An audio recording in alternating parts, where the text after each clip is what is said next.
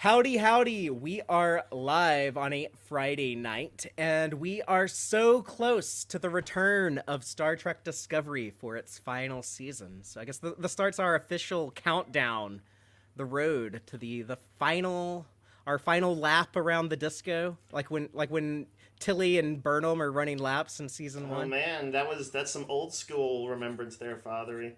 Yeah, but we also have a friend here to talk about some Discovery goodness Yay. with us. So, Dave, let's go ahead and get the show started. Sounds I'm good. Fatheree, This is Dave. This is Captain Pikeachu.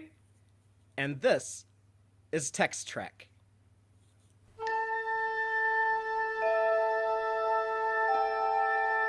Engage.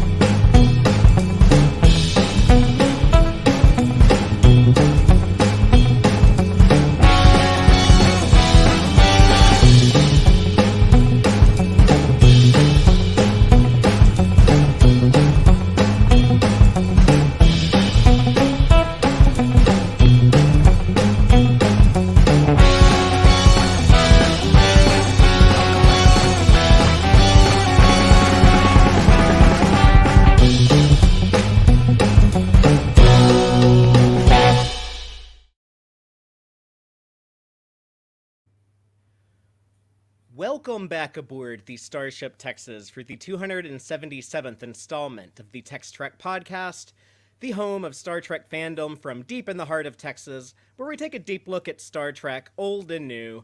And tonight, we are talking about Star Trek Discovery Season 4. The whole damn thing, all 13 episodes as one big chunk. And with us to discuss the season of Star Trek, the one and only Captain Pikachu. Pika Pika. So should we call you Pika for short? Is that an appropriate abbreviation? It works. But your name there, it's obvious. It might not be obvious to some people, but it is a combination of Captain Pike and the iconic Pokemon character Pikachu. Yes, very much so. Who people Well, remember was briefly captain of the Discovery in season 5. Maybe I'll be captaining Discovery in the future. I mean, it does seem to be a revolving. Well, I think Sonequa Martin Green has got it on lock, but I don't No, know. after We don't. season What five, happens it after falls the? into- She's got a couple of more decades, you know. We'll let her do another half century, and then I can take over. We know that they added some additional stuff to give the season 5 more of an ending. So what if they end up destroying the Discovery? What if she goes out in the last No, episode? they That's won't. possible. But it is That possible. sounds One thing, blasphemous. right? One thing that, like, if you ever do something like that, you do kind of you wrap it up. You mean that you can't, like, nobody can come in and screw it up. Nobody can make changes. It becomes what it was. I mean, And, they can and it will always never change. they can always roll out the Discovery B. You know, that's kind of like the Star Trek tradition. But Just blow up your ship. It's okay. Starfleet will give you a new one. No consequences to that. but they I won't do feel like that. this one though. I feel like this one is particularly harder though because Zora is the Discovery, so Ah.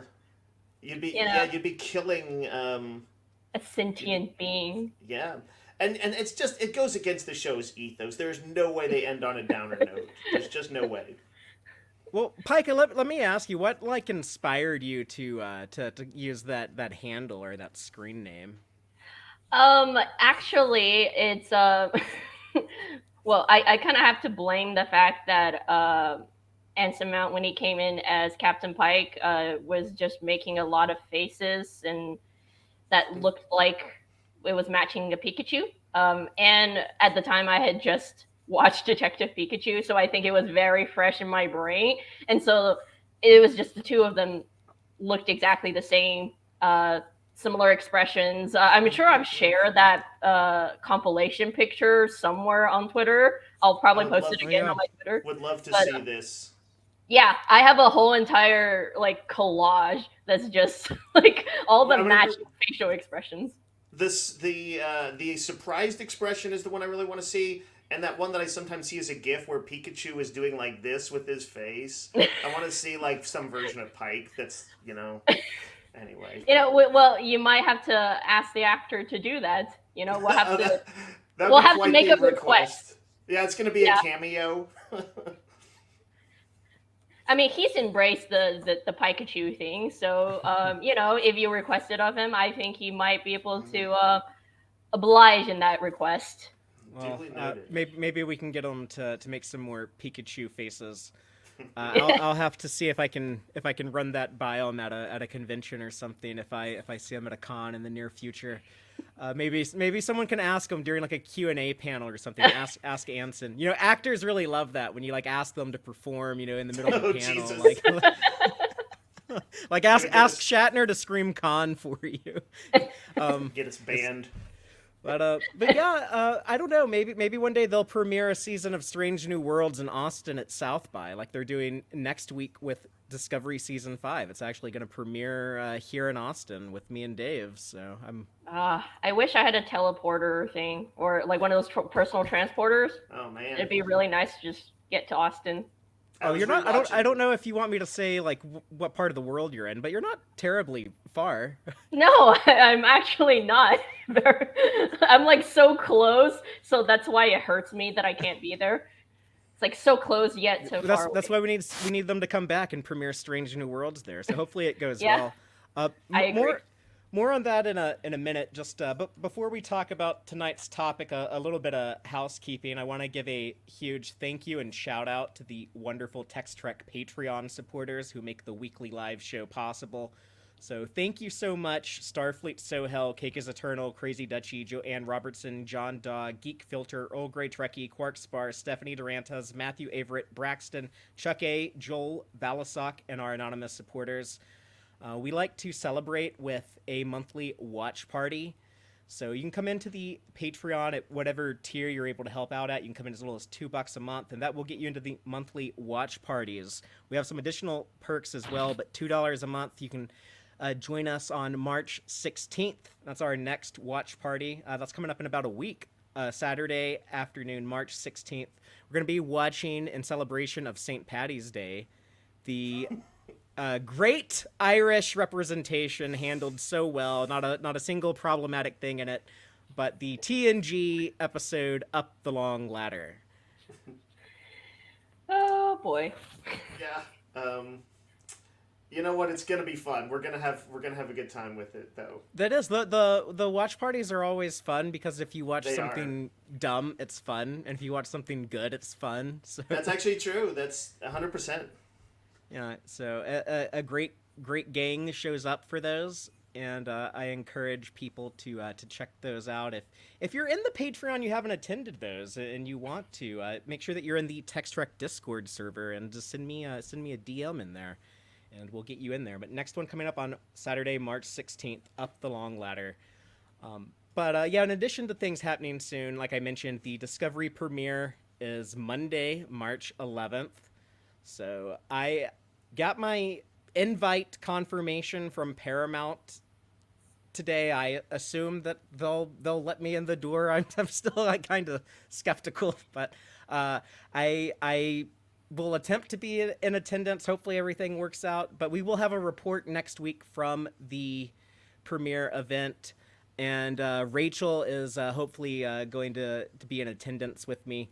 And they're going to show the first 2 episodes along with a Q&A with a lot of the cast, as well as showrunners Michelle Paradise and Alex Kurtzman. And I've never seen Alex Kurtzman anywhere. I've never been in like the same room as him before, so I don't know if I'll get to ask him a question, but that'll be, I don't know. I just kind of like when I meet these, or not even like meeting these people, but just seeing them. It's like, oh, some photons bounced off of them and went into my eye. That's kind of cool. You know what they look like if you ever need to track them down now. That's how our one of our audience members, Joel, actually he described that to me at like Star Trek Las Vegas when I was like, I can't really explain it, but I just want to stick around in here, long enough to like see Shatner and on stage with the new Kirks from Strange New Worlds. It's okay. I saw like all 3 of them together. We can go now. He's like, yeah, you just want to see like the the photons bounce off of them and go in your eye. It's kind of like Make sure they're real. It's like the fans that are collectors. I guess I'm like kind of like I'm not like collecting like autographs or pictures. I'm collecting photons with my eye. You're collecting memories. Yeah, I'm Yeah, collecting you're memories. like a replicant from And Blade Runner. I hold on to them and be like, I can't go senile and forget my experience seeing photons bounce off of William Shatner.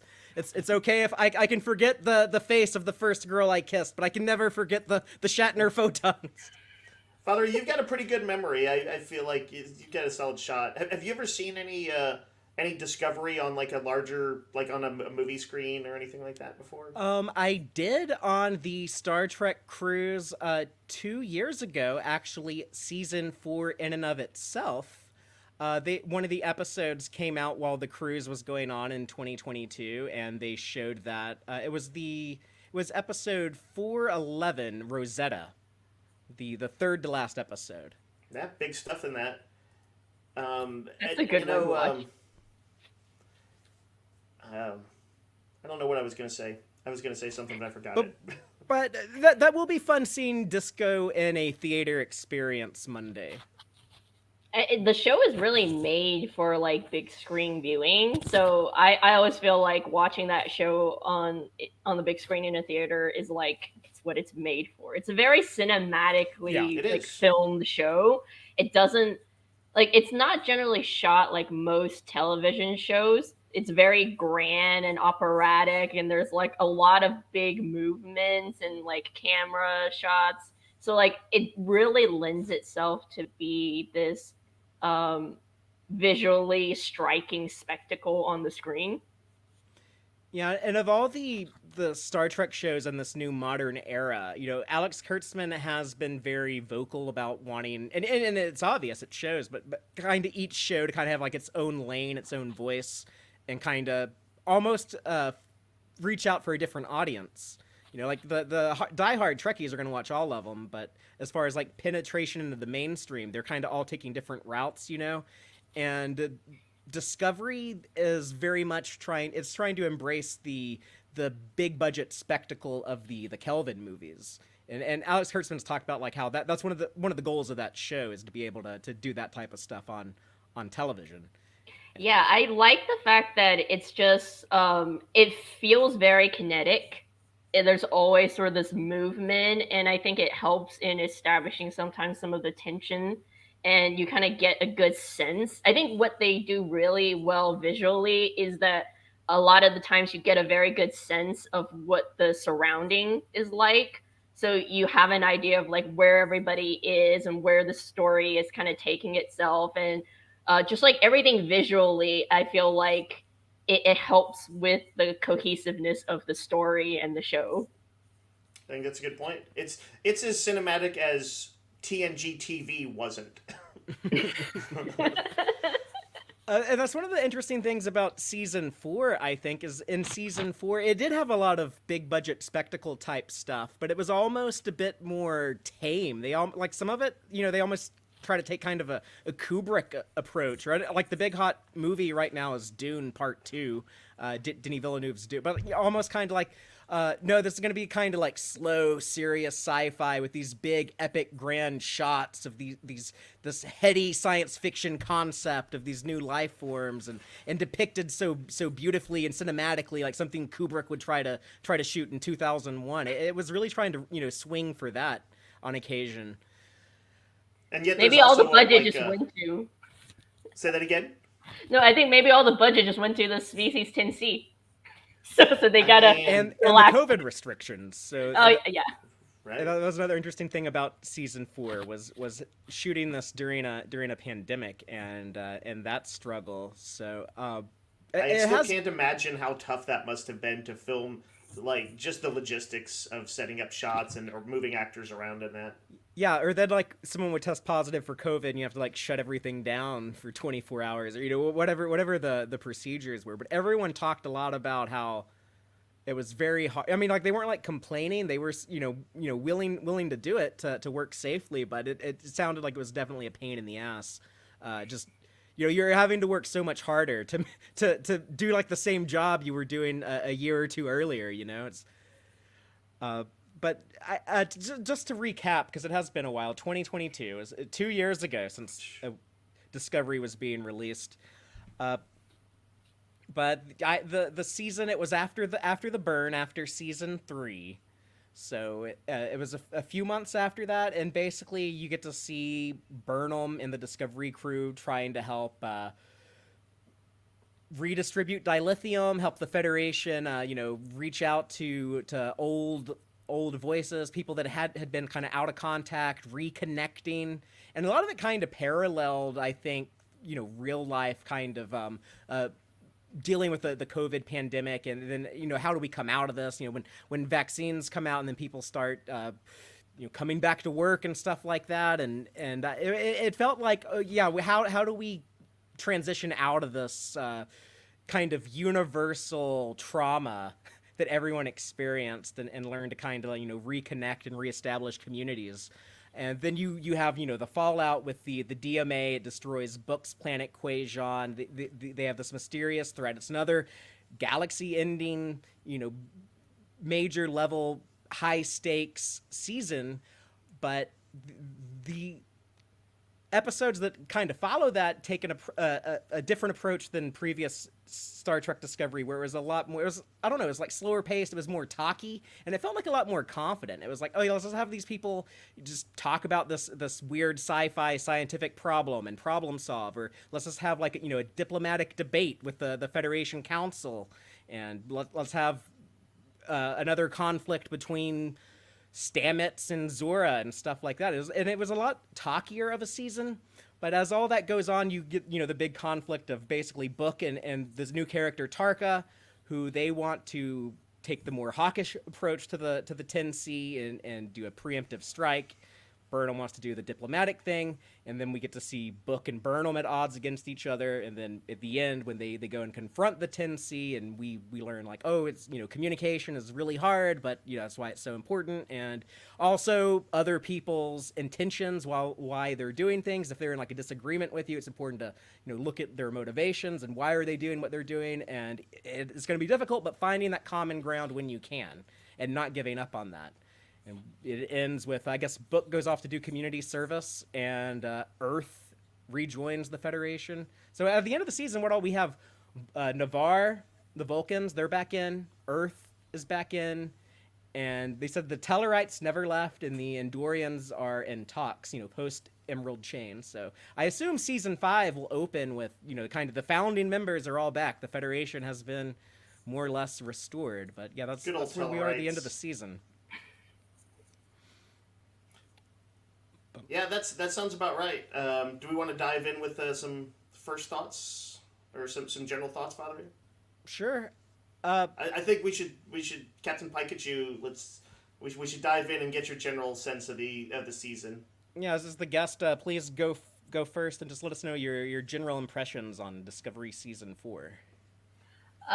For me, I think what I really felt this season is it's the kind of first contact story that we often see in Star Trek, but it's most of the time I feel like when we do a first contact story, it's usually like we're there at the sort of beginning, and then we don't really get this whole drawn out process of how does that first contact go, what happens before the first contact, the preparations for it, and then what happens in the aftermath of that. So I think it's interesting that this season was essentially kind of structured like a one episode of what usually would be a classic Star Trek episode, but then they stretched it out into an entire season where everything is this minute process of like trying to figure out the little pieces that goes along into a first contact story, rather than just usually it's the 45 minutes in and out, and you fix this planet kind of thing. And here we have to sit with some of the consequences of what happens in a first contact, what happens if it goes wrong, all the different options that comes with dealing with different kinds of people. And I think what I really liked about this season is that it feels very, very pure Star Trek, in the sense that it is this first contact story that is very much like the heart of Star Trek is how do you contact with other species in different worlds. And this one, it's just like it's everything that is kind of Star Trek distilled down to a single story and a single season, where you have these stories about connection and how do you come out of being disconnected, and then put that together with the first contact of like how do you communicate with people, how do you connect with other people. So I think what this season really does beautifully, and I think what Discovery has always done very beautifully,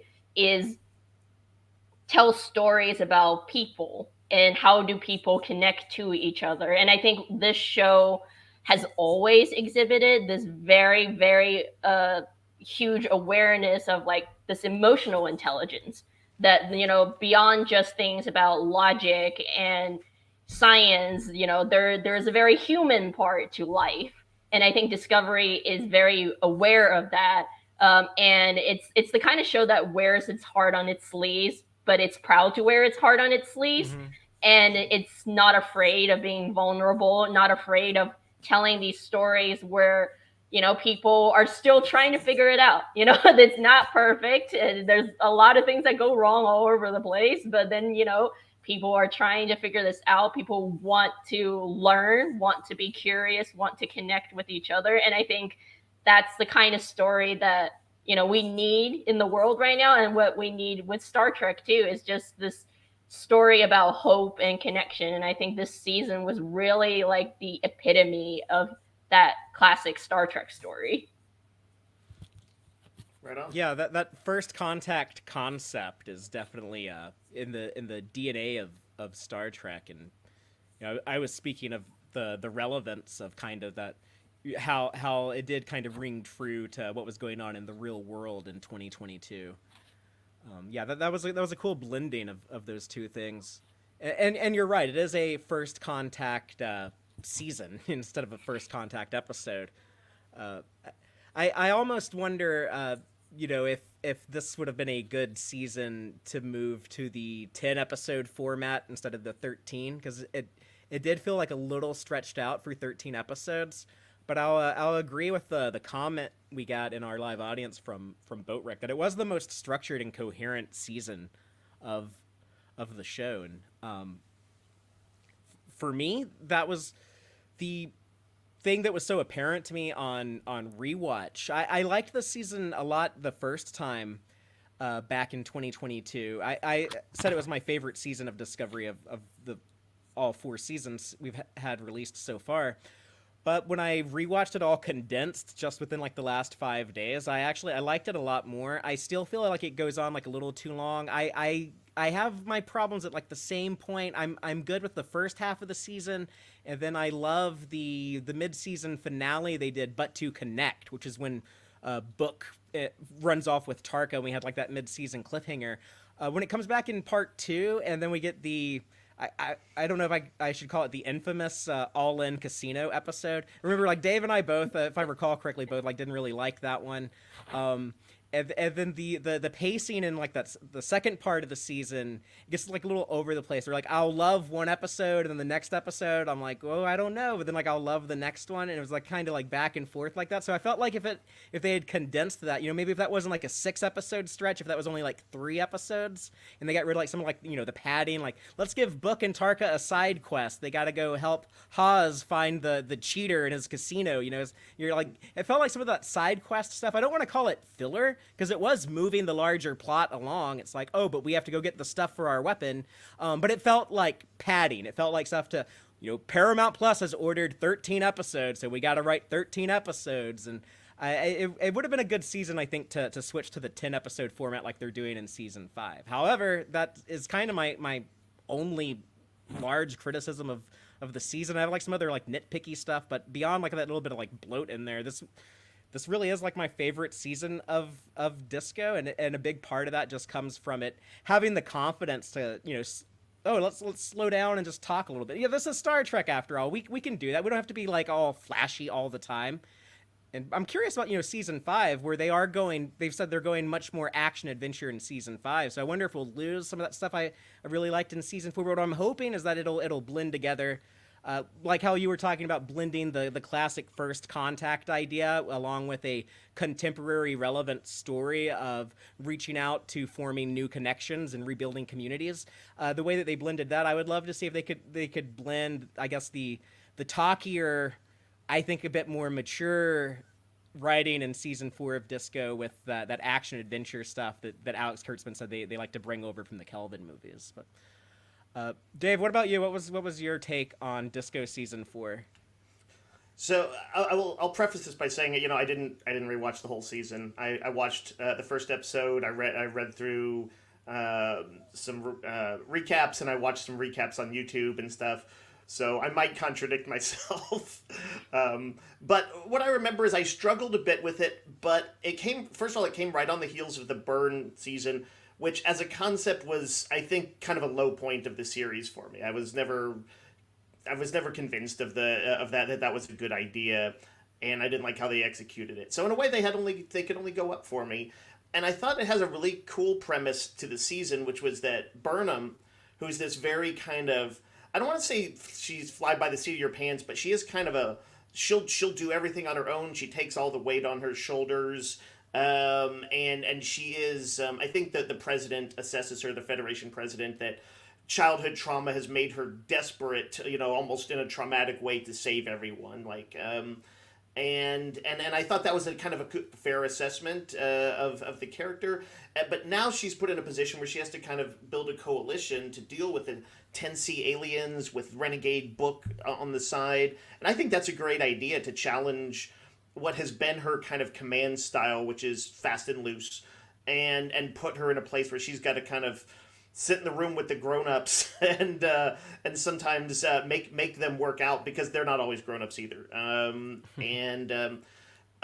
Where I often kind of struggle with Discovery is execution. I felt like those talkie scenes, the writing wasn't always there to make them kind of... talking scenes can be great, and they didn't always sing for me. I found myself... do you remember this, Fatheree, that I kind of liked Tarka as a character more than sometimes... I was like, the Enterprise crew is the Disco crew is so supportive that I was almost like needing a little bit of a renegade type and like a scoundrel. And post Giorgio, we were missing the arch. We need a little arch. Yeah, and he has a sympathetic backstory, but he's flawed. He's very imperfect, and arguably, I'm like, he was kind of doing all of this to reconnect with a guy who was just like a super bro. We don't even know if he was like, if they had a romantic connection. It seems implied, but why would Disco of all the shows not show that? Burnham says that. Well, I think they did show it. He just refers to him as. But I mean, like, it shows them like laying in bed, cuddling together. So did they show that? Okay, I forgot that. But they're doing math together, like in prison. These two like prison inmates that are like laying in bed together, cuddling. Even now, I still like that. I think that's sweet, and that's why I ended up liking this guy's character, even though he was also despicable in a bunch of different ways, and arrogant and all that stuff too. I thought the 10C was ended up being a very cool concept. I like that they brought in some old Trek lore, like the barrier at the edge of the galaxy and all of that stuff was cool. But there was one or two fundamental things. Like, I didn't quite buy that Book who's like, this known for his empathy, would quite go as renegade as he did. I remember you saying that, yeah. There's a point where he says, Burnham says something like that, and he says, hey, when you first found me, or when we first encountered each other, what was he? He was doing something that was like some kind of outlaw thing to help the transworms. The species that was on the verge of extinction. Yeah. And I was like, that's still like, you're doing outlaw stuff for a very good cause. And this is a very vengeful cause, and it's just, I know, obviously he's had the Alderaan experience, but and he keeps having it. Like particular. It keeps having it. What was the other one? Because it keeps blowing up more and more planets. Oh, so. Right. That's what you're saying. Yeah. But I guess I failed to be totally convinced by that. On the other hand, the actor killed it. Burnham did some great work. I remember when she thought he was dead. Man, that was such a good scene. But it was in some ways for me a standard Discovery season, which is to say, I liked more than I didn't, but I struggled sometimes. So revisiting it though, I was almost kind of reassessing it and like feeling like, man, I do want to rewatch the whole season, and I miss these characters. And I think that to some degree, if I can accept a little bit more, even in a talkier season like that this is an adventure series in a lot of ways, and even something like you'd mentioned, Father, like that casino sequence, I think I would enjoy it more knowing it was coming for one thing, but also knowing that it's like as much as the Kelvin movies, as Raiders of the Lost Ark, Pirates of the Caribbean, and stuff like that. It's kind of driven sometimes by big melodrama and or just like interesting scenes. They sometimes swerve unexpectedly. And I think if I kind of embrace that a little bit, I will enjoy that stuff a lot more. Take the show as what it is. I was surprised with Disco season 4 on rewatch that I liked it even more than I did the first time, because a lot of it is kind of like mystery unfolding stuff. And I don't think Discovery has a great track record with mysteries, with like the Red Angel reveal, and a lot of people were burned by the burn. But right. I see so much stuff in like the first episode of like, oh, they knew like the ending was going to be about like connection and communication, and it's like, oh, that actually like I can see the beginning and ending. There's like a coherent through line of the season, which I guess like you shouldn't get like a lot of props for that. I guess that should just be kind of like the norm, the expectation. But just like compared to some other seasons of Discovery, it felt like a lot more cohesive, as Boat Wreck was saying. It absolutely was more cohesive, but I did not like that the aliens were essentially, they had oopsed some mining, and that's what was causing it. That was... I wanted something smarter than that. That was the other thing that I really liked, was the inversion of Devil in the Dark, where, our galaxy is the Horta.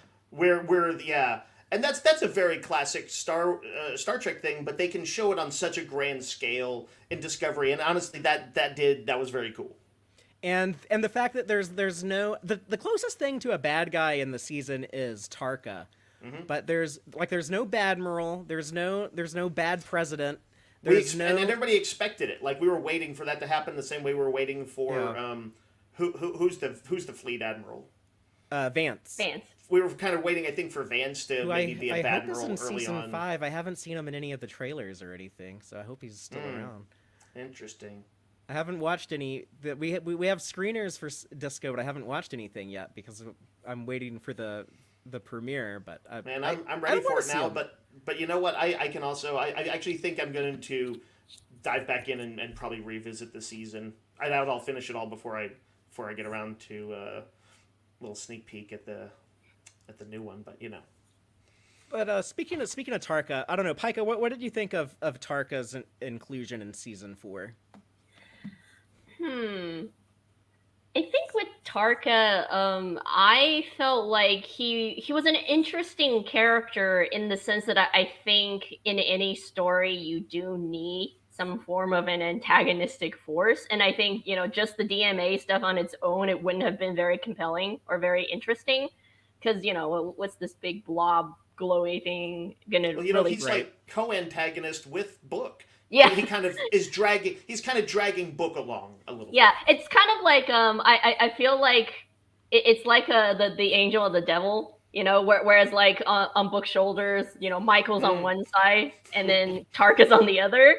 So it's this very interesting thing where I feel like having a character like Tarka really injects a lot of like tension and drama beyond just the fact that physically there is a huge threat, because then Tarka also creates a threat that's more internal, whereas it affects Michael and Book's relationship, it affects Book's relationship with the rest of the Discovery crew, and it essentially affects what the Federation, this very small rebuilding Federation, is trying to do.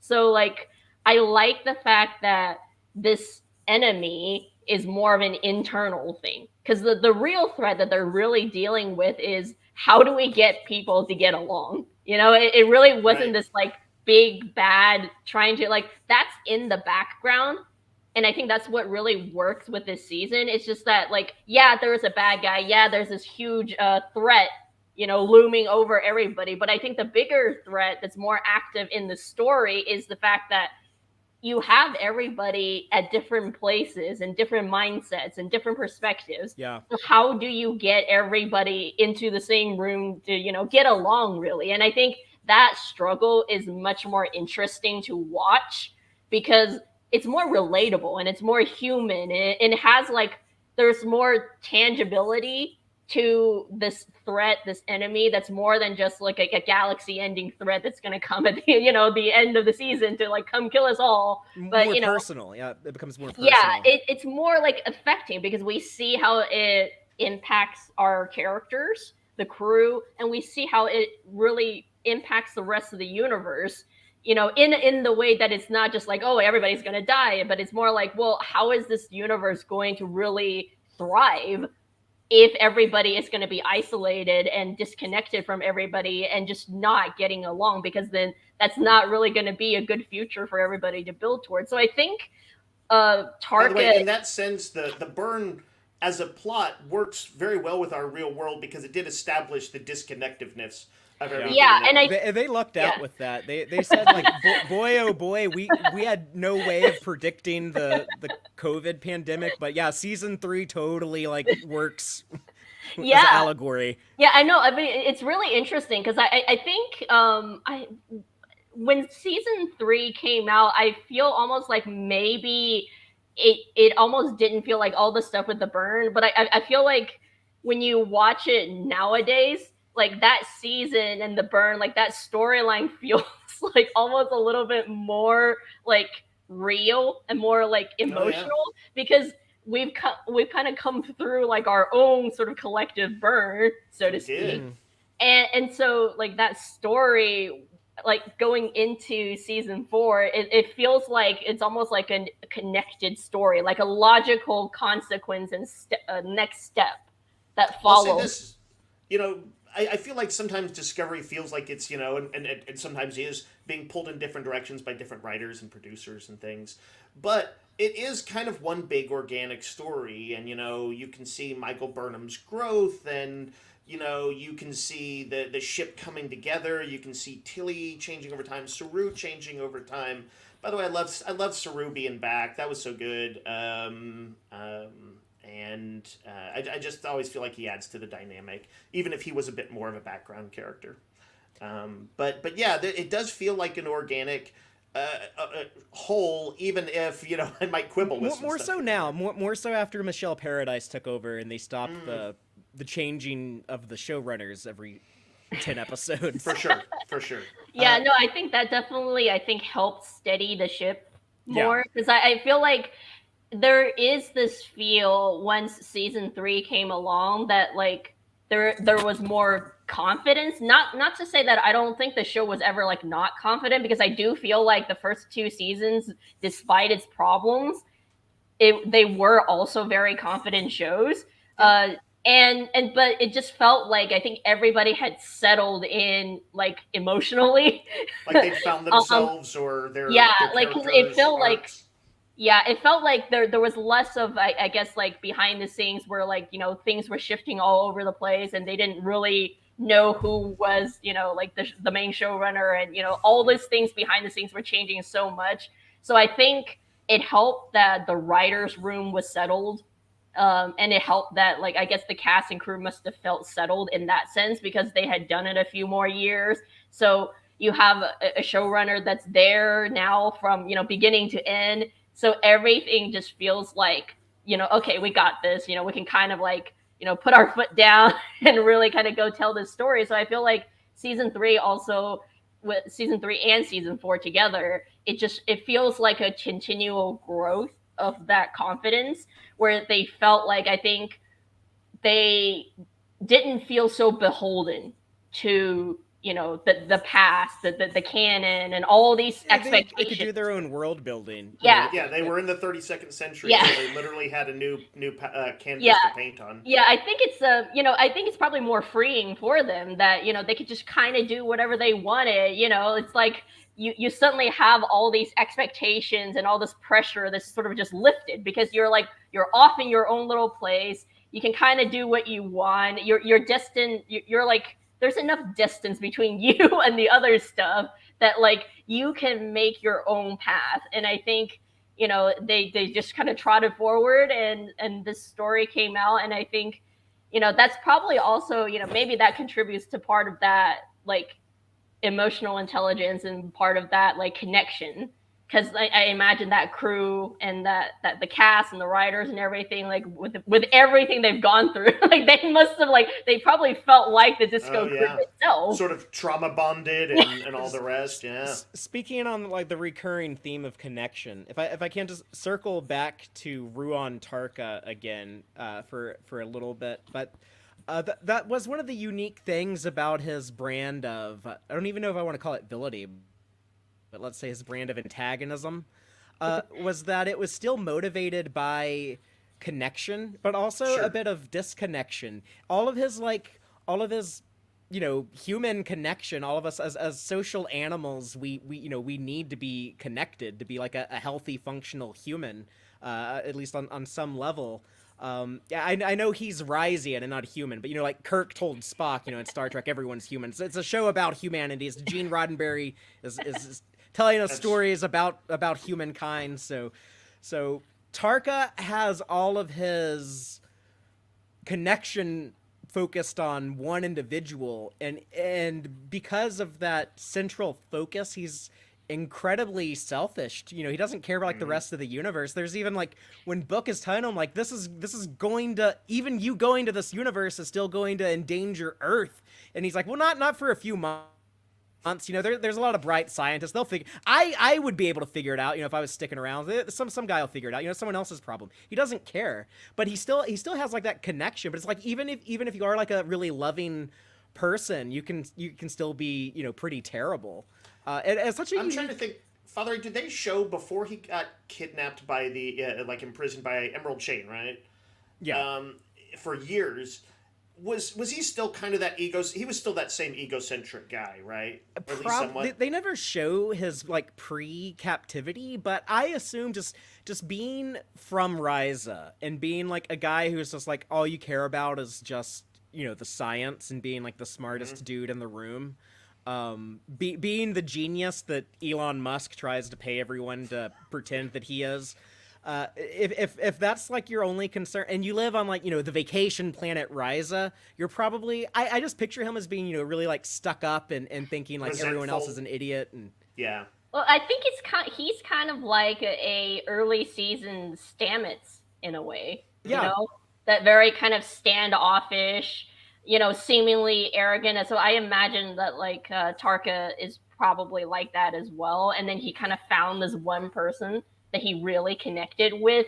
They have the same, like the intelligence, they speak the same language basically. Right. And then afterwards, unfortunately, he did not get the healing that he needed. And he kind of became, like, I guess I'd say a much more toxic version of the the egotist he was before. Arguably his love for this guy turned to something really really dangerous for everybody else. I think it can. It's if there's a message there, it's that anything can turn toxic if it's not kind of managed, if it's not thoughtful, and he didn't seem to connect with other people to have that ability to grow. Yeah, I think you can't if you can't stay in isolation, but you also can't just reach out to this one thing, this one other person, and just say to hell with the rest of the universe. Maybe he needed to see Guinan. He needed to just talk to Guinan for a few minutes. She had dropped a wisdom bomb on him. Or Vic Fontaine, or one of our Star Trek counselors over the years. Hey, Pally, what's wrong? Why the long face? There's a lot of therapy. There's a lot of like therapy in Disco season. Even though like we've had shows with like therapists on them before, but I don't know. This is probably like the most like therapy focused season of Star Trek, I think. I think maybe they just figured everybody needed therapy after COVID. They were just like, yeah, no, inject the therapy into the show. As a thematic for Discovery, I think it's actually one of their strongest broad show running, from beginning to end sort of thematics is that the characters kind of all are kind of ultimately there to support each other when they need to get some kind of therapeutic, follow through or release.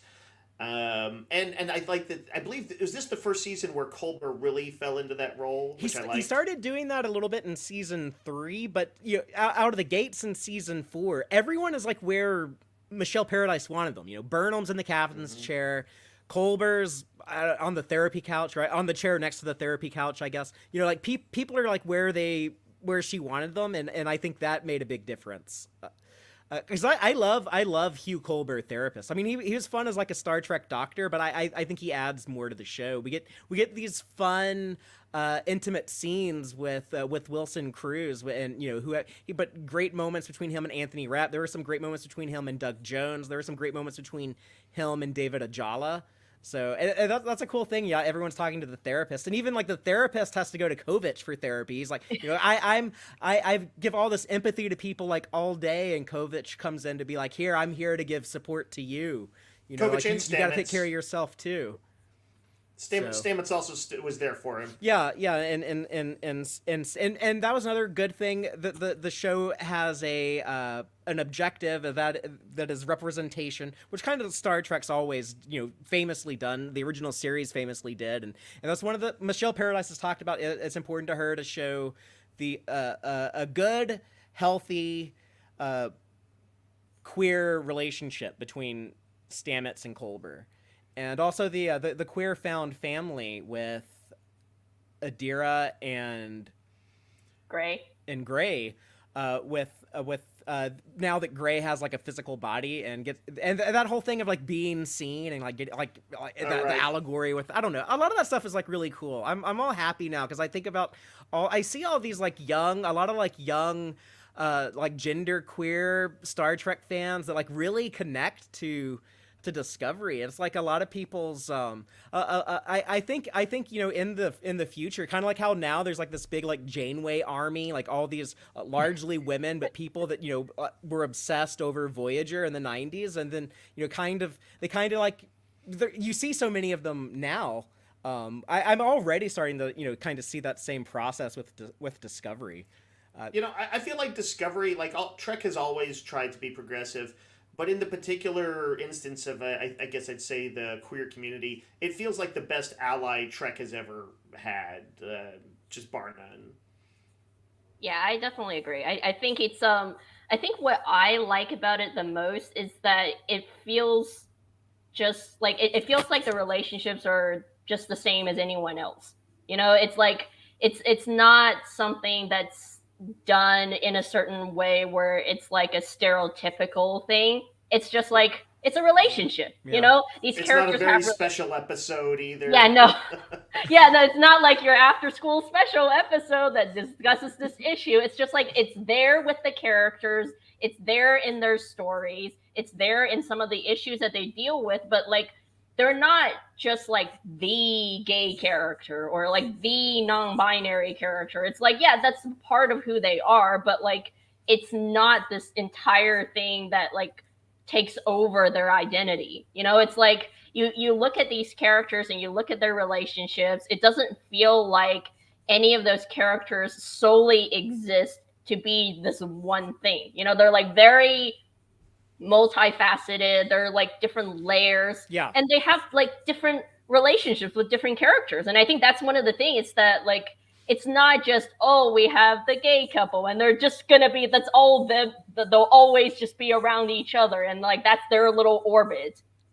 I remember our friend Jesse Gender, great YouTuber, commented on her season 4 video a couple years ago, but she commented on like the intersectionality in season 4, but you do get a lot of that, like these people that are part of like multiple communities, just like having Culber as a gay man, but also as an Afro-Latino man, for example. And he has scenes with other black characters like Burnham and Book, but then he has scenes with other queer characters like Adira and Gray, and you really get like that sense of intersectionality existing in the future, and yeah, like the thing I was just commenting, it is kind of silly of like, oh, the invisible boyfriend, we will build you a body so you're not invisible anymore, you'll be seen, but like, yeah, sometimes you gotta have like a little bonk on the head and be like, Trek is right, not. Star Trek. Did you just drop a Miri reference in there? I did. Nice. That's good stuff. Well, Mission Logs does that. Or they used to. The Star Trek podcast Mission Logs. They would refer to that as a bonk on the head type thing. I mean, I yes, think it's Trek very is not Star certainly Trek. above it. That's part of. Yeah. In some ways, you said hard. Pikachu, you said hard on your sleeve. That is discovery, and I'll confess, every once in a while they do something that makes me a little. Not cringe in the sense of like they shouldn't, like, oh, it's trying too hard or whatever, but just maybe a little, like, it's that weird thing where it's why I kind of liked I guess Tarka as much as I did is because although the crew is flawed, they're very supportive of each other, and like I kind of wanted to see somebody who felt. And you need someone, you need someone who doesn't get along, who doesn't like want to hug everyone every 10 minutes. So Giorgio was that in season 3, and then Tarka can be that in season 4. Yeah. Well, I do think that, like, in a sense, maybe in a more subtle way, I feel like Jet Reno is kind of that character. Yeah. Though. Like, That she's was there. one of the sad things of season 4. Sorry, I didn't mean to interrupt you, but she had a reduced role because of COVID. Yeah. She had to avoid a lot of filming as a cancer survivor, a immunocompromised person. She was even more limited in what she could contribute to the season.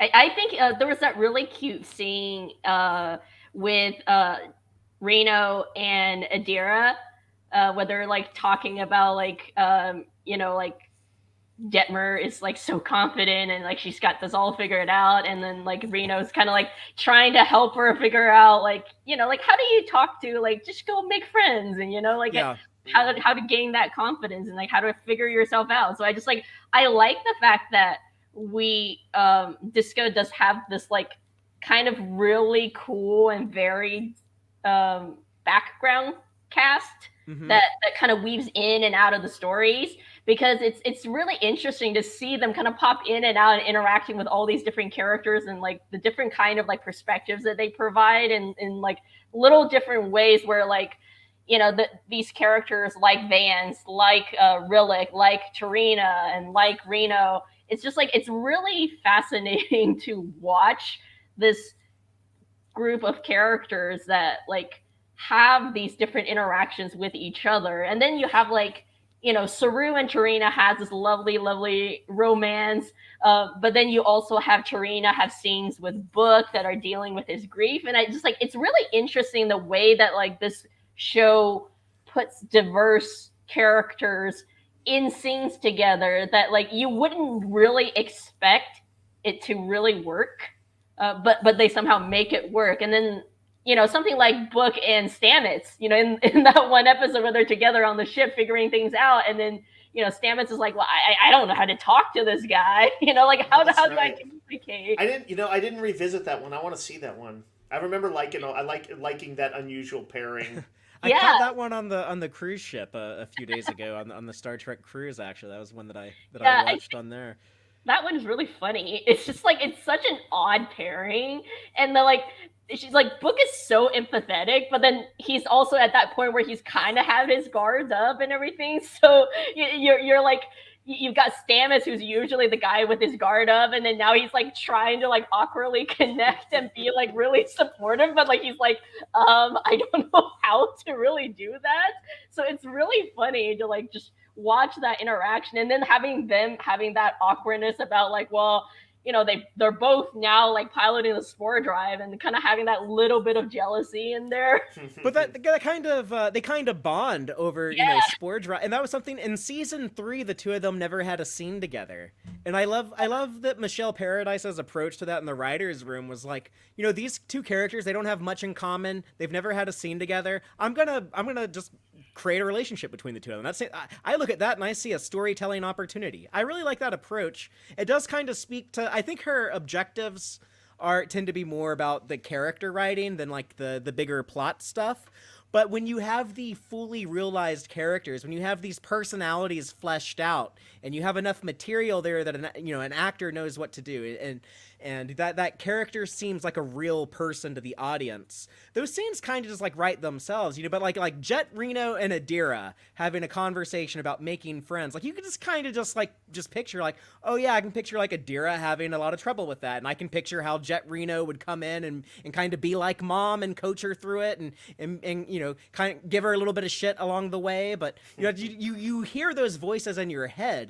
And that's something like not all TV shows establish that, but that's something that Discovery has. The characters, I think, have that level of realization. Yeah, they feel like people, like they feel like people that you'd meet, people that you'd have like conversations with.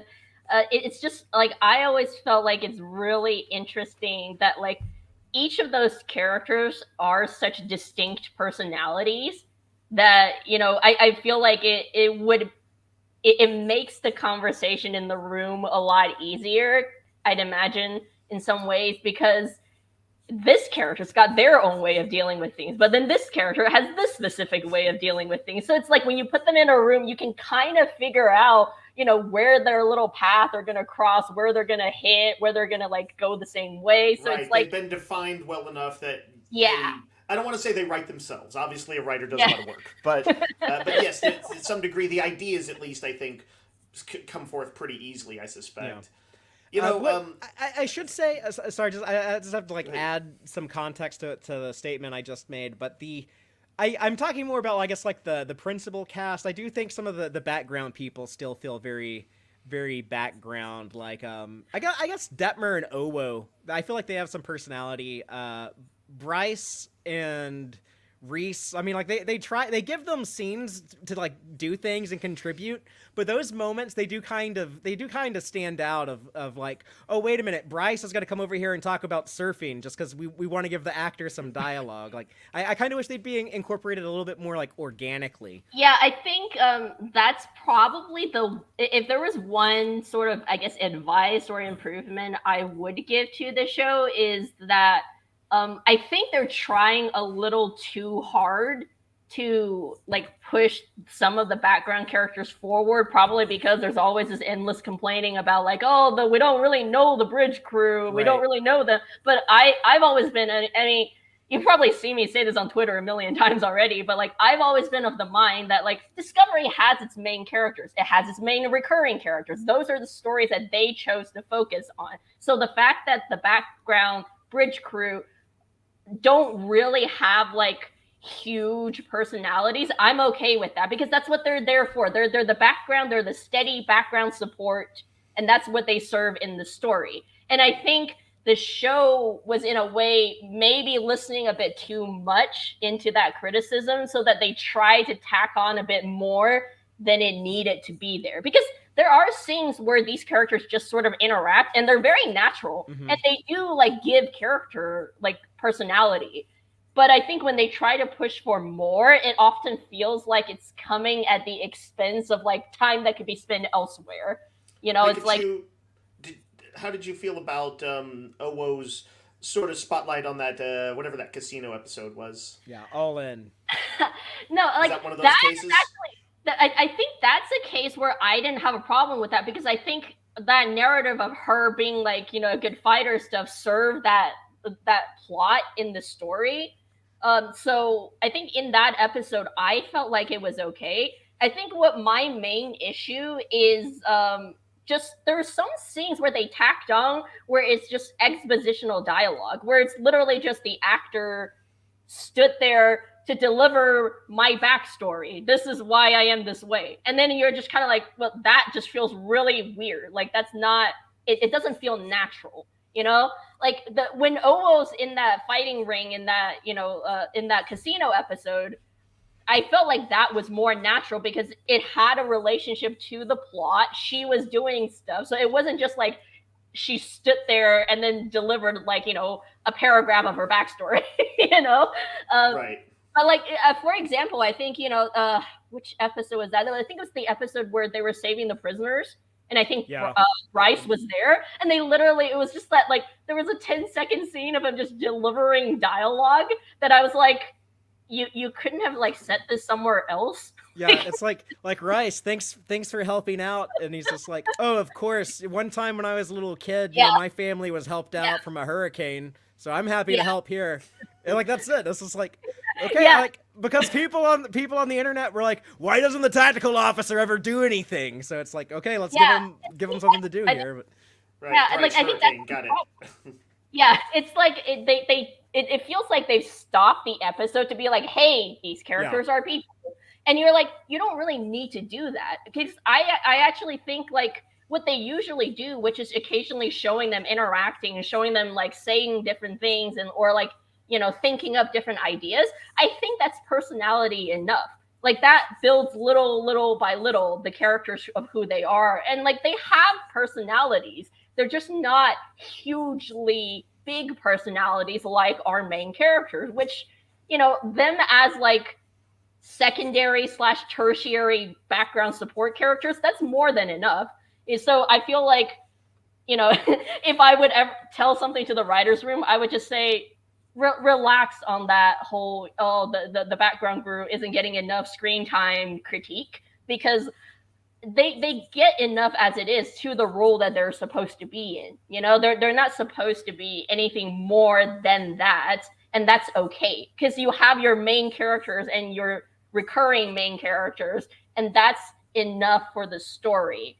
And I think when you're like stopping the show to an entire halt just to deliver like a 15-second expositional dialogue, I think that does a more of a disservice to the show and the characters than them just not doing anything at all.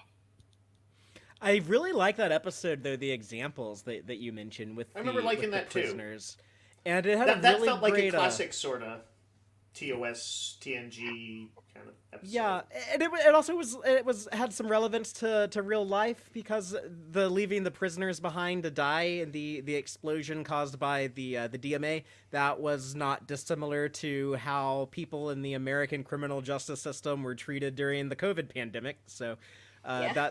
Right. that rang true, and it had a really cool guest star performance from the actor Michael Grey Eyes, who played the convict Felix. Yeah, he got some good stuff to work with in that one, I remember. And it ties into, like, I didn't realize this during the original run, of course, but the whole thing of, like, well, people's motivations matter and the reasons matter. And then when Michael has to learn that with the murder nun Giovanni, with their co-op Malat stuff, which I like the co-op Malat, I liked them using them.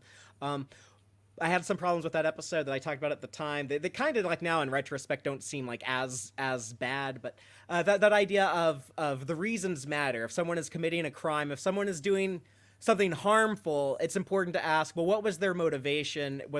Did maybe they have like a good reason to do a bad thing? Not that that's always going to excuse it, but it's definitely important context. Right. Season 1, context is for Yeah. kings, right? So it all ties back together. Yeah. I mean, it's the same thing in law. Intent does matter. What is your intention? Like, where were you trying to do? It's like that context is very important in how we judge something that's done by someone, because an act in itself could be a good or a bad thing, but what people do it for and the reasons that they're doing it, I think, are the more nuanced and important part, rather than specifically just solely the act of itself. It's the whole kickoff point for Les Miserables. Oh, the other cool thing about that Stole episode, some bread. that episode, the example. Oh yeah, we're gonna get like Eddington and Cisco now and talk about Les Mis. But no, the other cool thing I liked in the examples is that they brought back what are they called, the Akali, that species from Enterprise, Civilization, season 1, episode 9 or 10, I believe.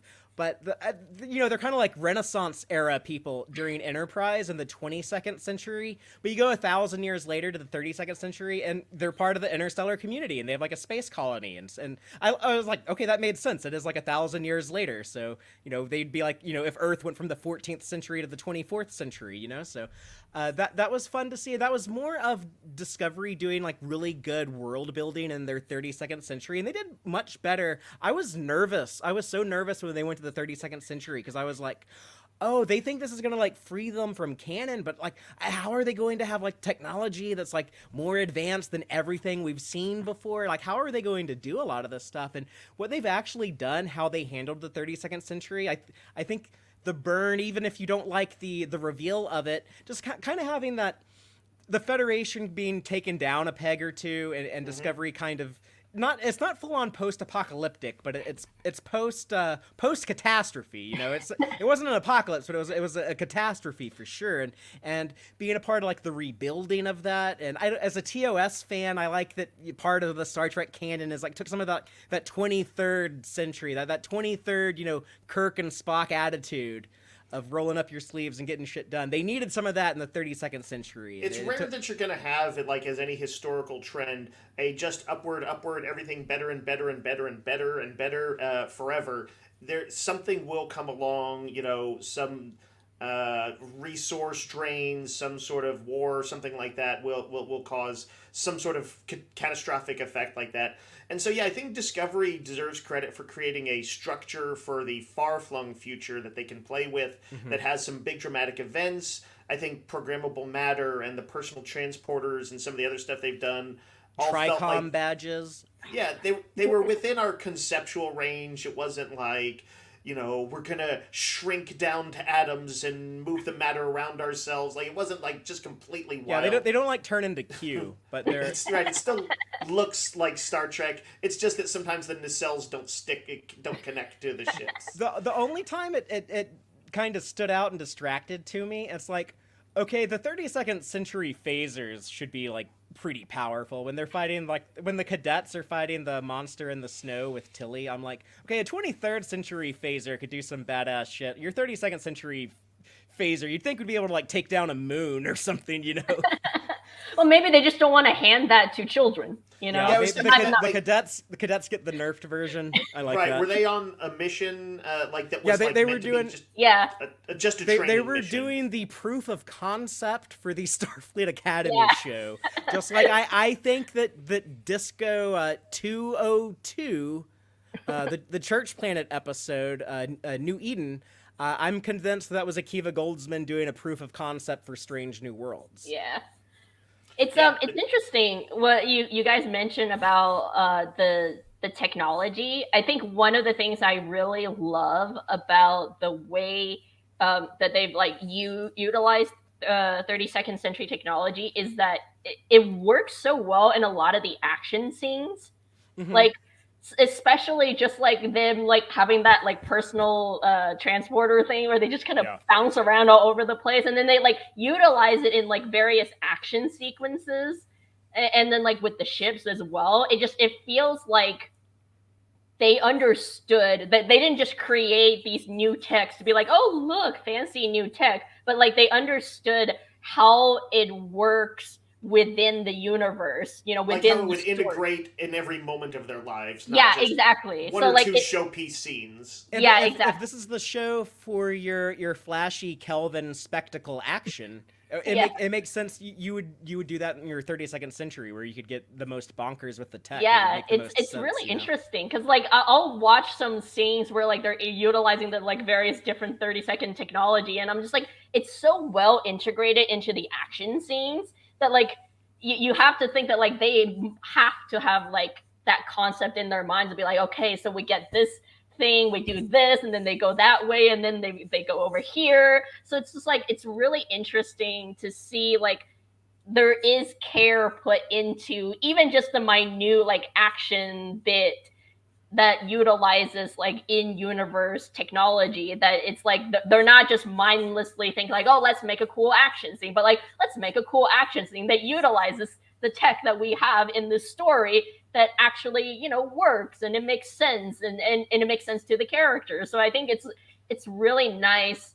I mean, speaking of season 5, but just like that one little sneak peek scene that we got from it, I was also just like, oh, that's good usage of like 32nd century That's tech. what I thought. I thought that the tech was neat. Dave pointed out the actiony bits a little, like Burnham is kind of, flip it and kind of like, it almost kind of seems like she's not taking the stuff seriously. Like, I don't know if she should be that casual about like flying through warp, but I love that the technology allows characters to do that type of stuff, and that they can show it to us. As I was rewatching the first episode, a place where I thought they were a little too Kelvin, too cavalier in their it's like they know they're not going to get hurt sometimes.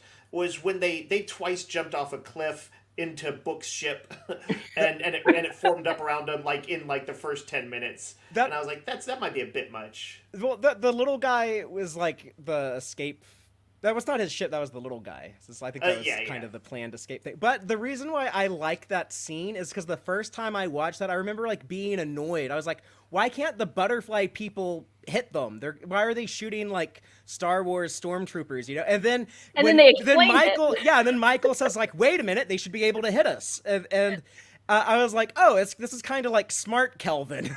Is kind of is what I referred to it as. So I liked that in the moment, and I really liked that episode because it made me like root for like the .23 robots, which I complain about those when they're in seasons 1 and 2 of Disco. I don't like Starfleet robots, but I'm fine with them in the 32nd century. They don't bother me. I cheer for them when they take like the dilithium to the butterfly people satellite. I'm like, go .23s, go! I'm cheering for you. So. I'm always pro dot. The dots are the dots. I think when they were introduced in Discovery, I was like, they made this for me. Like I have been waiting for the dots. Like, did you want some like I don't want to say just Star Wars if it has droids, but like droids type things? No, I just wanted something cute in Starfleet that was like very like it's very friend shaped. You know, it's very round. Very Wall-E. And I felt like the Starfleet of all places should have multiple like Wall-E, like Eve-shaped friendly creatures just to send out, because why not? I want to ask you before we sign off, we should talk about like what our favorite things and least favorite things of the season were real quick. But before that, I just want to ask on the .23s, how do you feel when the one dies screaming in agony in stormy weather? That was upsetting.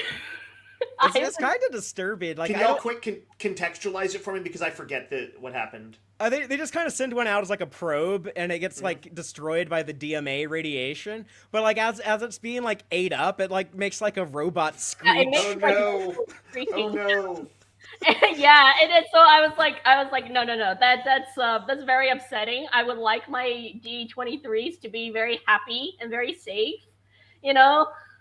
And so that was slightly terrifying, but at the same time, you know, as somebody who often yells about the way that Starfleet is not very good about safety and causes a lot hazards. Yeah, you're known on Star Trek Twitter as the Starfleet OSHA person. Yeah. So I feel like as someone who worries a lot about their safety, I'm okay in that moment in a way, because at least they just sent out the dot and not a person. And not a red shirt.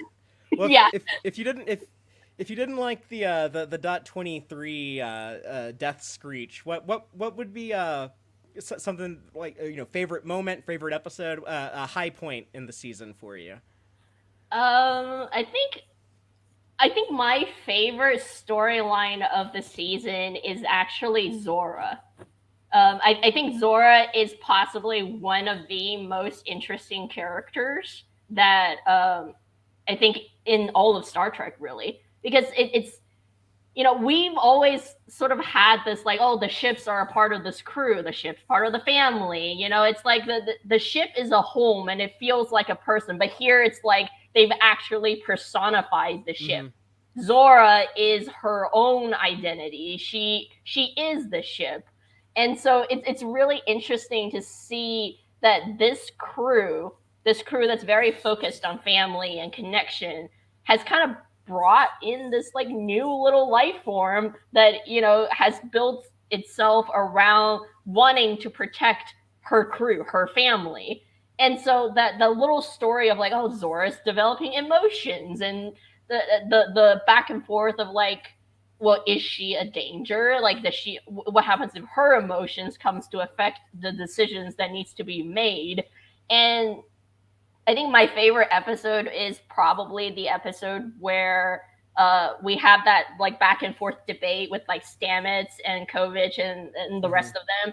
But to connect, that was my favorite. Yeah. Yeah, I really think the concept of Zora is so uniquely beautiful. And just the whole story about like, this is her identity, you know, like she is a part of this ship, part of this family, she is a person. And I think there was this one line that I really loved where in the middle of that argument, you know, Stamets is like, well, what if, you know, we need protection from her? You know, we like, she's already disobeyed the captain's orders once, you know, like what's to stop her from doing that? Like having the failsafe to terminate her, you know, it is our protection. And then I think Colbert says this line, I wrote it down. He says this line where I think he talks about how we can't hold a sentient being's life in our hands for our benefit. And I think like that is such an important thing, like a theme. And it links to like the classic Trek stories of, you know, Data's android, his identity and his sentience and his autonomy and stuff like that, where it's like, yeah, you can't just like, sure, you know, like Saru says, well, I could just, you know, hurt the crew and do something wrong. And then Stamets is like, well, you know, we can discipline you. And Colbert points out, yeah, discipline, not kill. You know, you discipline people if they've done something wrong. This failsafe would terminate her as a person, as a sentient, not a person, but like as a sentient being. And so like the very distinct argument, I felt that story was like, it was very mature, like a very mature discussion about people's identities. You know, it also works as an allegory, obviously, for a lot of, you know, the gender identity things, and all these other issues for many like different minority groups. But like just the whole general concept of like, well, yeah, Zora is Zora. And just because somebody fears that she might do something wrong doesn't give them the right to hold basically a gun to her head and say, oh, if you did it wrong, we're just going to kill you. You know, like that's not right. And I think it's very important that they had that conversation. And I think it's even more important that at the end, when Stamets is talking to Kovic about like, you know, what would have happened if I hadn't, you know, agreed that, you know, Zora is okay. You know, like, would you have like taken her off the ship? And he says, I would have taken you off the ship. Right. Yeah. And I think that is like a key part in like that's why that story works so well. It's that the show understood that the problem isn't Zora, that the problem in that story was actually how Stamets was behaving and his contentiousness towards Zora's identity as a person. So it's like, instead of you know, blaming the minority and the marginalized people, you're saying, no, the problem is the person that is being oppressive, not the person who is being oppressed. And I think, you know, in so many stories nowadays, you always have this like, oh no, everybody has to hold hands and get along, you know, right. Middle ground, the concept, and it's like power imbalance thing. But it was just really like so powerful. I feel like that Discovery understood this very core concept. Like, no, Zora hasn't done anything wrong. She's not the problem. The problem is how Stamets is behaving towards her. And that's the real problem. And that if this had continued, he would have been removed from the ship and not her. Like, she's not being punished for just being who she is. I love your framing of that, because it's another good point. I think it was important for the season to be a story about like that communication, even when communicating is hard and people don't agree with you and don't see things the same way as you, and it's going to be really hard to find common ground with them. But it is a bit more nuanced than just be like, well, the truth is in the middle. You know, maybe if we oppress the minority just a little bit, or so, you know, it's like no, it's a more nuanced, more complicated situation than that. And while I don't think it was a perfect season of television, I respect the hell out of it for tackling that, because that's, you know, and that's typically not the most common thing to do in Star Trek. A lot of times they do kind of take like the easy way, like, oh look, we found a convenient, you know, third option, so we don't have to deal with the complexities of this. So it is bold to not do that. Yeah, I think what I really loved about it is the fact that like this story, not just Zora's story, but like just this whole season as a whole has this understanding about accountability. Whereas like, yes, maybe you didn't intend to do something wrong. Maybe you had good reasons to do something that, hurt other people, but you still have to account yourself for the things that you do. And I think, it's there at the end of the season with the 10C having to be accountable for the damage that they caused, but it's also Book having his own accountability for, putting other people in danger, even though he obviously thought at the time, that like he needed to do these things. And accountability for Javini as well. She's Yes. held to it. So Yeah. that's another yeah. See, like this is like none of the. I've enjoyed every season of Discovery, but seasons 1 to 3, it's a lot harder to talk about and be like, oh look, yeah, it was a consistent theme throughout the entire season. So. Uh, yeah, I'm really happy for Michelle Paradise of being able to like, oh, actually, like let's let one showrunner tell a story. Imagine that. It feels like Discovery more than any other Trek is kind of changing the face of what we would expect from like a bridge crew and you know Zora as a concept is something that would usually be explored for like an episode or two in another Trek, but here they're like, we're going to engage with it and we're going to integrate her into the crew as surely as anything else, because if we're really going to be about embracing new ideas, then we're going to kind of push what you can think Trek can be, which has always had a little bit more structured, came out of a sort of military structure, even if they were science military. And it's fascinating to see Discovery pushing the boundaries of what Trek can be.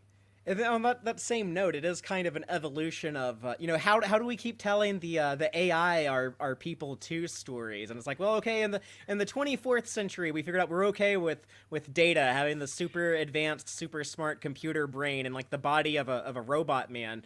Now, if you have like a spore jumping ship and you're telling it to take you to these coordinates and it's telling you no and stuff, it's like, oh well, how do you feel about AI sentience then? And are you going to be consistent with your morals and your conclusions? And I thought that was yeah, you kind of needed to do something like weird like Zora, but that's the Discovery weirdness. Like Discovery's not afraid to get weird. It's not afraid to be like, oh wait, we're gonna have ghost boyfriend with a worm and belly partner, but then we're also Dr. gonna have Crusher knows something about ghost boyfriends.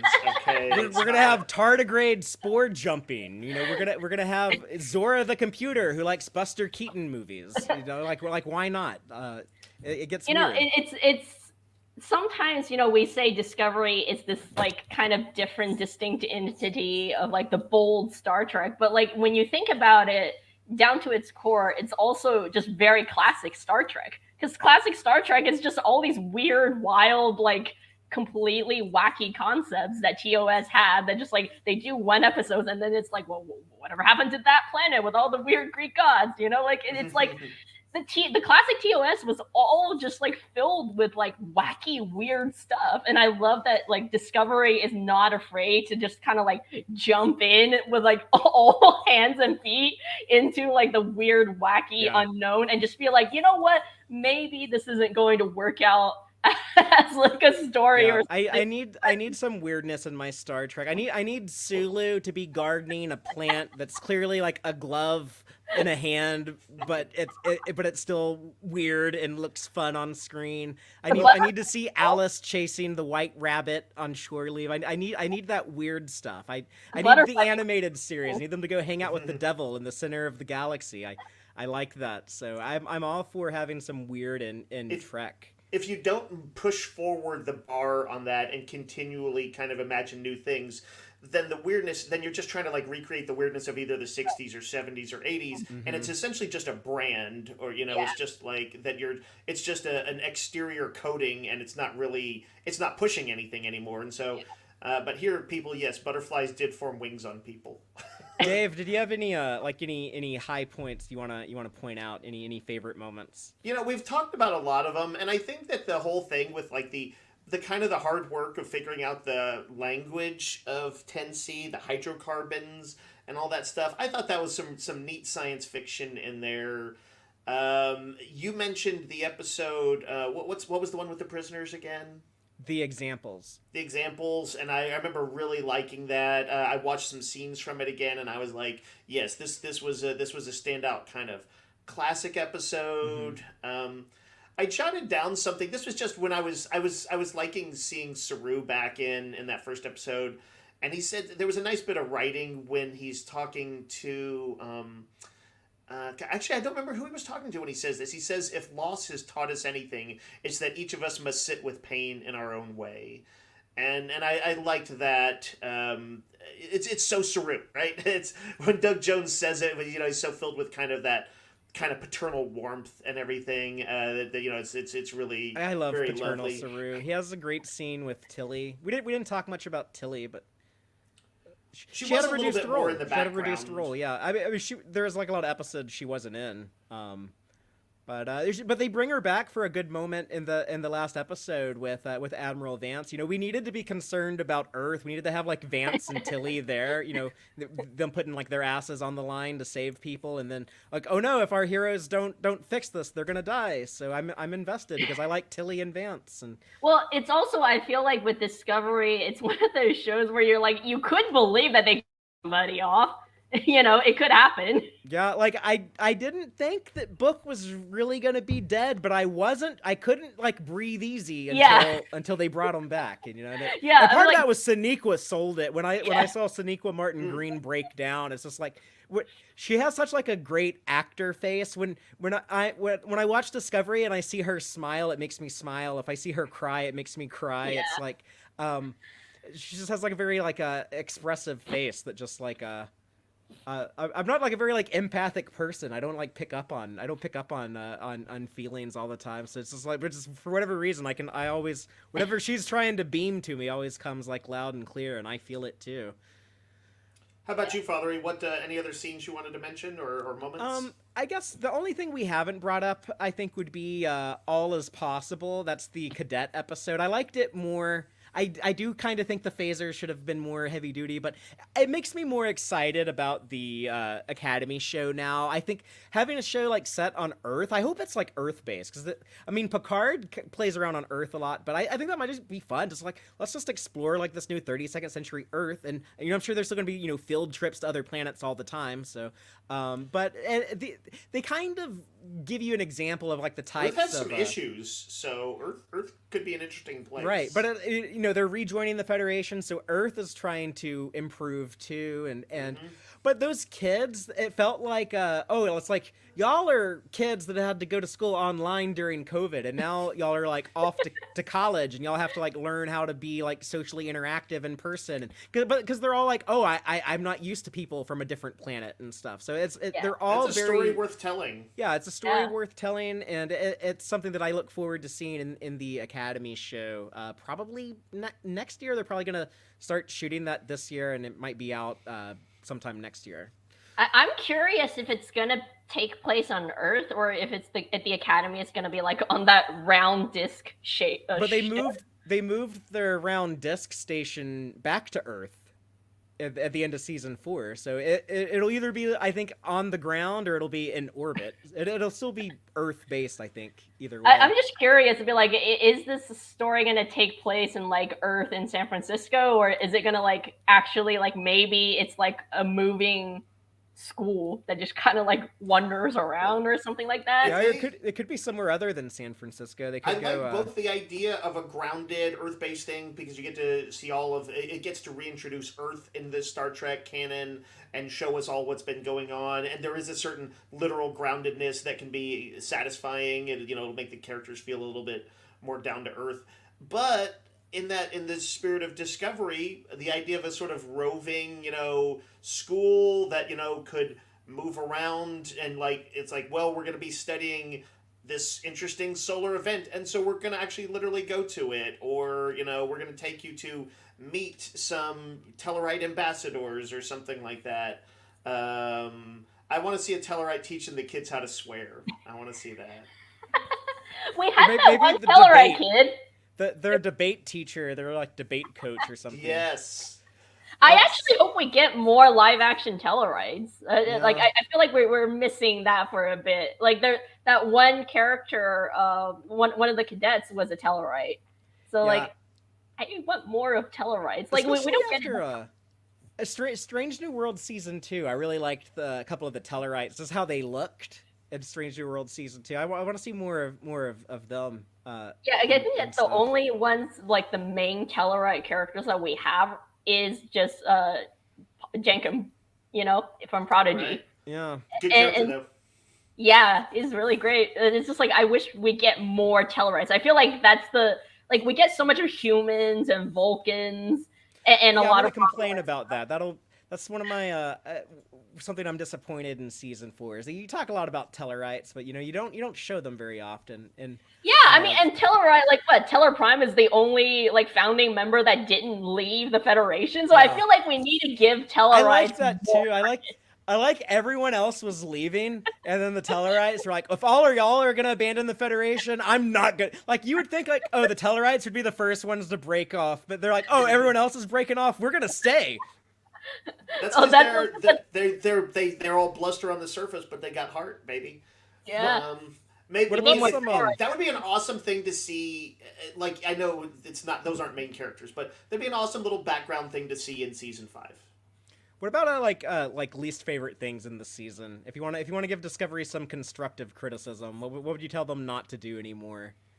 Least favorite thing. I mean, I think I talked about it, which is just the really awkward background crew incorporation stuff. We went over that. I think I struggled with some of the stuff in the Casino Planet, and I talked about like the last 6 episodes feeling too stretched out. But Yeah, I think some pacing problems here and there, but I feel like those are kind of more minor things that it's not gonna make or break this season. I feel like, but Sure. yeah, I think there is some pacing problem, and I don't think it's helped by them going on that weird hiatus in the middle of the season. no, yeah, that really disrupted it. And then I was so on board with the mid-season finale with But to Connect. That was probably my favorite episode of the season. And then they make us wait months, and then they come back, and I'm so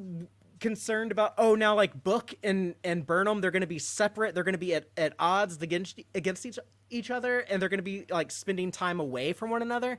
And then the next episode, it brought them together, and like here's wacky casino antics, and it was a very that's the most disappointed I've ever been with like a mid-season premiere of a show. I was really I feel like what they should have done, I felt like they should have put that the mid-season hiatus to an episode before, because I feel like what happened with Book and Tarka taking off, and then like you said, they just kind of found them again. Mm-hmm. I feel like that would feel a lot better if we didn't have that weird 2-month wait in between.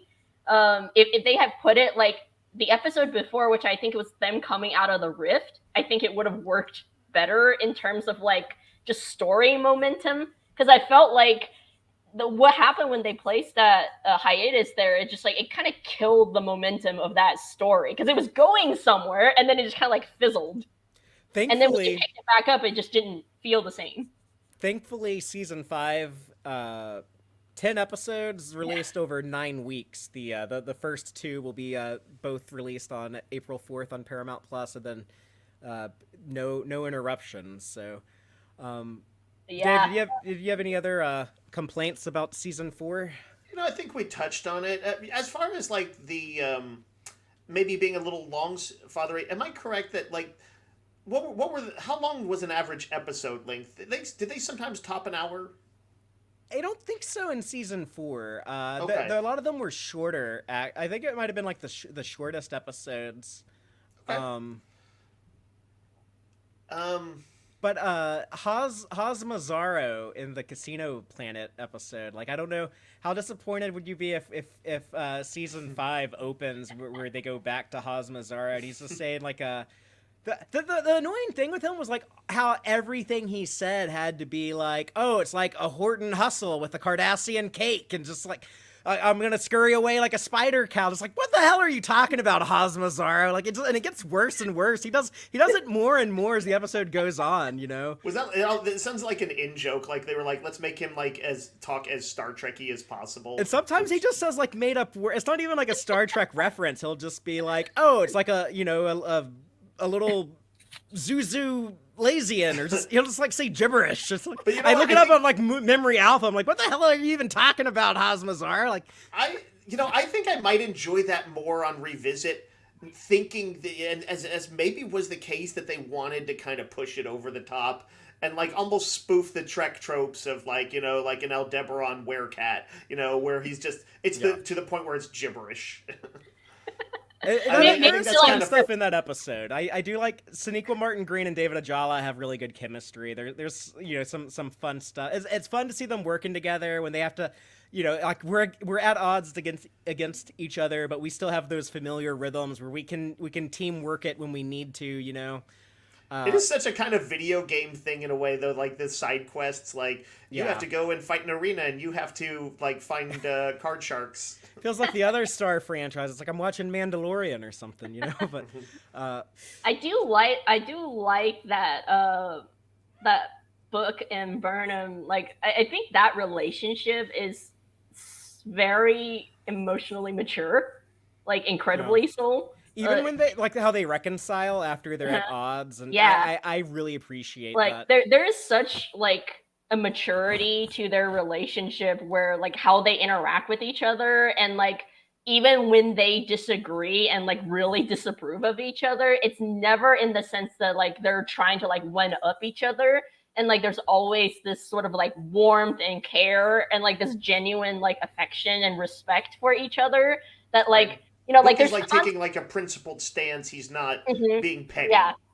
Yeah, it's like whenever they interact, it's like they're always very clear to like make sure to let each other know that like, yeah, I don't agree with what you're doing, but I understand and I also still care about you. And I think it's like it would have been so easy in like I mean it's like in any story, it would have been so easy to do the like tropey, like I'm the jealous, like I'm angry at you and I'll never speak to you again, like the melodrama. And I like that Book and Burnham's relationship is not that melodrama. It's like very mature, very like aware of each other. On the season 4 Blu-ray, Sonequa Martin Green talks about this, and keep in mind she's an executive producer on the show now and has influence. But she talks about how it was important for her to depict a healthy black romance on television. Definitely. And it still impresses me, like the chemistry that they have. They did not do any chemistry testing when they hired David Ajala. Like they didn't do any testing of him and Sonequa Martin Green. That's just what they did like with the guy that they hired when they put them together on set. But they are good so job, good together. Casting director. Yeah, the casting on Discovery has been pretty top notch. I love watching a lot of these people as these characters, and it's something I always look forward to. And just to close off on season 5, we're coming up on it. How do you feel now after refocusing on season 4, going into season 5? Pika, if you want to take it away. I feel very mixed in the sense that like I'm both excited for where that story is going and kind of where everybody's journey is going, and maybe this coming season having a bit more of a Raiders of the Lost Ark adventure feel. Just everybody kind of gets to go off and have fun discovering treasures around the galaxy. I think that's like I feel like this crew of all the crews kind of deserve a little bit of just like, hey, everybody's running around, doing fun stuff. And so I think that part is exciting to me, that like maybe this crew kind of gets to settle a bit more and just kind of like get to have fun and, maybe not necessarily worry about the next incoming threat and just kind of go chase treasures for a while. And maybe that treasure is another dangerous object that will threaten the galaxy, but they will still go and kind of have fun along the way. So I think that's the part I'm most excited about, but I'm also just like, it's kind of sad because I feel like we could definitely squeeze in 2 or 3 more seasons of them just running around the galaxy having fun. So I would wish for more. I personally hope, I mean, it's obviously not going to happen, but I would hope maybe they find seatbelts in this treasure hunt. I think No, that that's the one Star Trek thing they can never change. No. The Kelvin No. timeline gave us seatbelts. No, I was just like, maybe the Romulans, I guess like they're chasing this whole Romulan ancient artifact or whatever, but like maybe the one thing the Romulans can give us is seatbelts. I like to think that the one contribution. But then when the fireballs happen, if there's a fire that starts and you can't get out of your seatbelt. Okay, maybe also remove whoever put all those blocks there in the consoles. That too is a problem, seemingly. Yeah, so I all the don't know who exploding keeps rocks, putting. which they still have in the 32nd century. When Yeah. Book is in his ship and Yeah. there's explosions on it, he's getting hit with rocks flying out of the. I have Even to in the admit, 32nd I like century, it. they still have exploding rocks come out of the computer. I This do is want it. I programmable need it. matter. I think it's on purpose. Maybe Yeah. they just really miss that like rocks hitting you feeling, so they program the matter to be like that as well. That's what I'm convinced of. I'll Like they say just that's- really want to get hit. It's their I'll say weird that's future something finish. I'll say that's something I'm thinking about in season 5 though. Now is more exploding rocks flying around, but also it occurs to me we were talking about they everyone gets along so well on Discovery. They all want to hug each other and get along and talk about how much they love each other, except when they have Giorgio or Tarka. I realize now. I think that our Romulan captain that we're getting Yes. in season 5, Captain Rayner. I think he's going to be maybe that role in season Yeah. 5. So I'm looking forward But wait, to see. he's not captain of the Discovery. No, he has his No, own there's ship. another but ship that's he's- But going they're along working in conjunction with. Yeah, Yeah. yeah. Yeah, that sounds. I like that. I'm I into think that. he's kind of like the what Vance's role sort of was in Mhm. like season 3 when we first got to the Federation. So he's probably the like main Federation presence from episode to episode that's kind of gonna follow the crew around. I hope that we have Vance too, though. I hope that we didn't lose. Yeah. him. I think though he might be more like keeping everybody on track, the boss in the background. What about you, Dave? Let's close on what you think about season 5 now after revisiting season 4. I always find myself missing the characters, and it's kind of bittersweet. I've mentioned it every time we talk about season 5 coming up. Is that this show kicked off as in preparation for Discovery after the long gap between Star Trek shows, the end of Enterprise. Obviously, we had the movies, but and so just as like TOS holds a special place in my heart because reruns of that is what I grew up with. Discovery will always hold a special place in my heart because it gave us this podcast and all these great fun interactions and stuff. So that's just like a purely kind of emotional connection to the show. But like I love treasure hunt type things. like theoretically, like I've seen bad ones, but way back when I was a kid watching the G.I. Joe cartoon. In the early miniseries they did with them, it was common as a just plot device to have something that was like a device that Cobra had come up with that was scattered to the four corners of the earth. And if they got it, they created a doomsday weapon. And so they would break up into teams and they'd all go hunting and battling each other. And, obviously I love Raiders of the Lost Ark. And I like National Treasure stuff too. So I like the genre. I think, as y'all were talking about it, I was thinking that Burnham's her recent history as a courier feels like it could really come in handy in this little chase that they might have going on. And so I hope that that comes into play. She's got her connections and all that. Do you think they're gonna find the Declaration of Independence? They need to break it out of like a Borg. They go museum to or some big something. library. They're in that whatever that massive library in the trailer is. Maybe the Romulans stole it, and now we have to steal it back, and that's like the main Yes. mission. It's Well, just national treasure in space. I will not mind at all seeing sort of those tropes brought into a future context and see what kind of crazy stuff Discovery, because it's going to be like Mission Impossible type stuff probably too, but they're going to be like, well, we're going to have to use programmable matter and we're going to have to like quantum teleport through their shields, and there's going to be all kinds of crazy stuff. And so that sounds promising to me. I hope, but also I like a good ending. And I know that I gather they did not know until they had to do some reshoots to when they found out that this would be the final season. And so I know it will not be building all throughout the whole season as if, oh, this is our last one, this is our last hurrah. Which in a way is good, to not be too self-conscious about that. But I hope they wrap it well. And I also, I don't want anybody to get an ending that I don't like. So there's some apprehension too. But yeah, that's kind of where I am right now. Mostly positive Calypso? feelings. I don't know if Calypso will be explained. Is that the far-flung future thing? Yeah. That's okay, though, because now we know Zora can dream, so Calypso is probably just a dream. That could be a smart way to explain things. Yeah, all they need her to do is just say, like, I have weird dreams. I had a dream about this guy named Kraft one time, or just something like that. But if they don't... it's still in my headcanon. They didn't know it was their final season, though, so it's But they're going to obviously be doing more with Zora, so maybe. Yeah, she could show up in the academy or be mentioned. Who knows? But yeah, that's stuff that we'll find out soon. We'll be discoveried out. We'll be all discovered. It'll be like Picard. It'll be like it came and went and now it's gone. And it's a retired Star Trek show. And we're just months away from that being a reality. So very bittersweet indeed. But it'll be a fun journey. We're going to be doing a lot of fun stuff in the build up to Disco's final season premiering on April 4th, and then we're gonna have a lot of fun. Somebody mentioned in the chat starting next week when we report.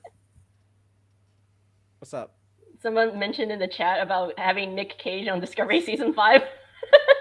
He said recently that he says he wants to be guy. on Trek, so they should get him just to film a cameo where he's running away with the Declaration of Independence. I feel like the same way they had who was it in the is it Magnificent Ferengi? They had the rock guy Iggy Pop.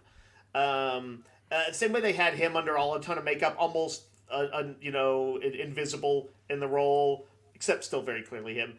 I think they should throw him in, rival treasure hunter or something like that. That would be cool. He'd do it, right?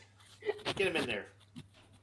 Well, maybe that'll happen on one of these shows, and then we'll talk about it. But next week, a report from the South by Southwest premiere of Discovery Season 5. And until then, as always, live long and prosper, y'all. Listen to the Tex-Trek podcast through Apple Podcasts, Google Podcasts, Spotify, or at tex-trek.com. Like us on Facebook at facebook.com/tex-trek. And follow Fatheree on Twitter at TXTrek. Please support us by liking our videos and subscribing to our channel on YouTube. Thank you and take care.